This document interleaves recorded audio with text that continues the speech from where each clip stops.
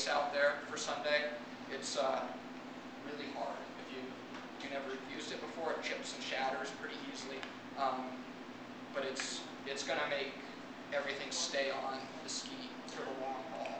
And so if I'm taking my race ski now, just take a steel brush and just clean it. This one's back angled, and so you don't want to go against the grains, but if you have a flat steel, you can go scrub with it 2 ways, no problems. Roto brushes, I'm a huge roto brush fan, they make everything faster. But again, with the paraffin blocks, we just take the wax and stripe the ski with it. And this helps save wax too. And I missed a little spot because I went in the groove right there. You don't care that there was dust on there? No, it's, in such slow quantity that I'm not too worried about it. And so I just take the iron, we're on max, and just a smooth pass, just spread and iron in.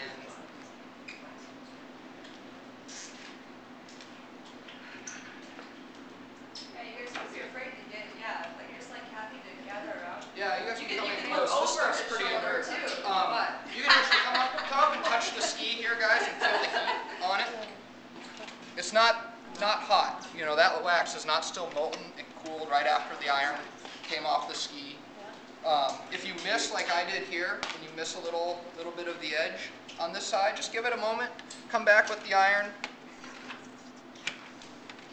Just smooth that area you missed. So since it's on max, you're only going to do it once? Yeah, I mean, really, like that.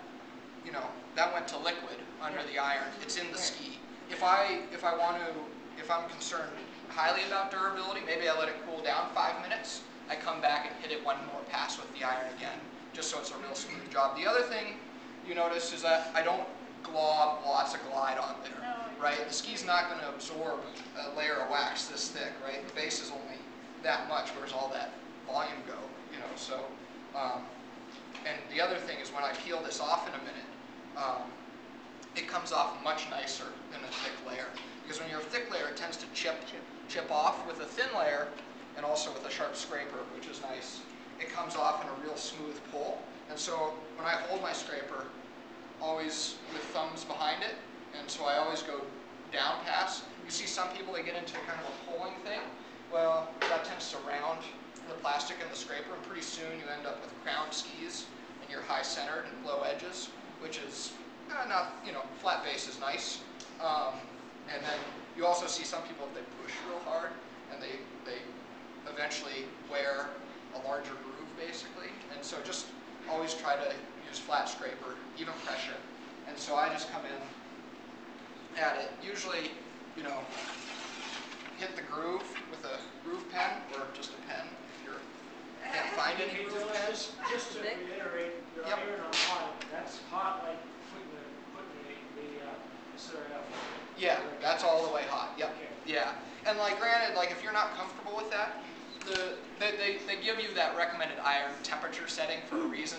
I mean, it's like a lot of the instructions on the packaging should be followed, like all of them.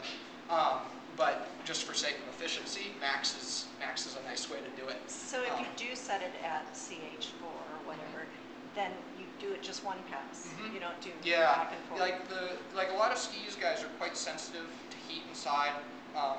Some skis are made with foam cores, and they can bubble up or lose volume. A lot of times you see people they burn their bases by keeping heat in the iron too long, and or keeping heat on the base too long, and so you get a burnt base, so the wax isn't retained in the ski, and the ski is slow then. And so the less time with heat on the ski, the better. The more time cooling in between passes, the better too. And so that heat always comes out of the ski. That's something maybe over the lifetime of the ski is maybe the most important piece for its durability and for its speed. And that'll keep it really, really good. And how long? Using fire protection. When you're cleaning, after you clean the ski, you maybe burn a little bit. So. Yeah, you can take the Fibertex material, which I don't have any at home because it's probably in this box. And but that stuff is usually I go for the white Fibertex.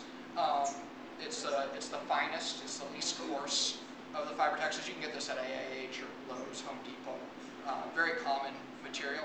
That's the way to do it. And then I just wrap that around the back of the walk brush and just rub it down if I need to take off any, if I have scratched my ski or if I have gnarled up edges, I just come in and give it a rub on the ski, and that just helps smooth it out. It makes it pretty good again. And so that's how I do that business, and that'll help it. If you get, over time, skis accumulate scratches and dirt, they just get banged up, running them over rocks, and burns with the irons. It happens. Like you go and put a powder on, and good chance you might burn your ski. It happens. Like I burn my ski every once in a while. It's like a little one, sometimes down here on the tail. And after, like, it's no big deal, like one time, but over like 3-4 seasons, that's when we take the skis in to get stone ground or change the structure and refresh the base. And so that always is a good method. Just to plane off this green here, I like to go full passes with the glide zone. You don't want to go and put your scraper down repeatedly on the ski, because each time you're making a little micro nick in the structure, a break in that structure each time. You see some people get into the habit like they and then back again, and so pretty soon the ski's shattered all the way down. And really with this 4, like I put a thin layer on there, and so I don't have to scrape it all off, because I can come in.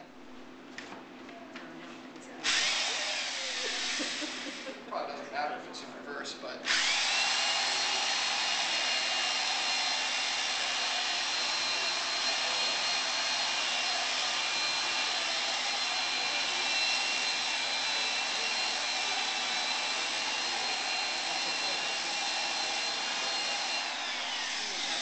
that's the so steel. Is that the steel brush? That was a steel roto brush, and that makes short work of just about everything.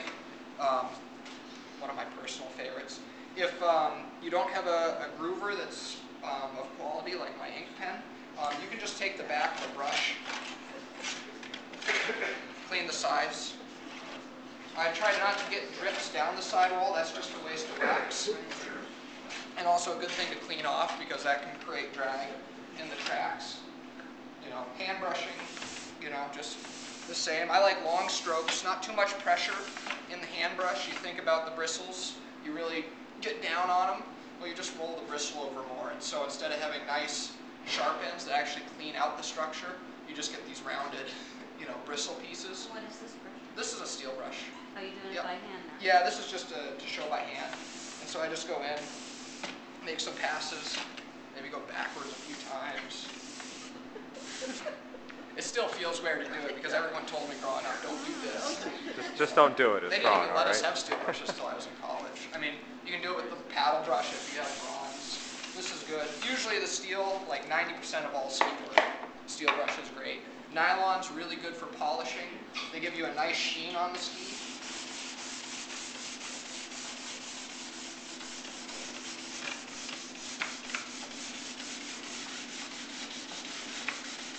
But with the roto steel, you'd only do it once? Oh yeah, you get it pretty well cleaned out with the roto steel, pretty fast. One pass. Oh, I was going back and forth a little bit. The main thing if you do have a roto brush at home and use roto brushes, and Chuck will attest to this, don't lean into the ski with pressure. You will create too much Break the ski. on it. What did Yeah, you do, well, Chuck? he was just doing a test. This is not on his race skis. It was a broken pair I of had a broken skis. ski that I put down, but I got a rotor brush, and I kneed into it, And and it will dig. It will dig. So I leaned in as hard as I could, and it dug right in. Yeah. And so the main thing is, don't lean on it. Just Just let it go. let it roll on the surface. And that's Something about getting a steel rotor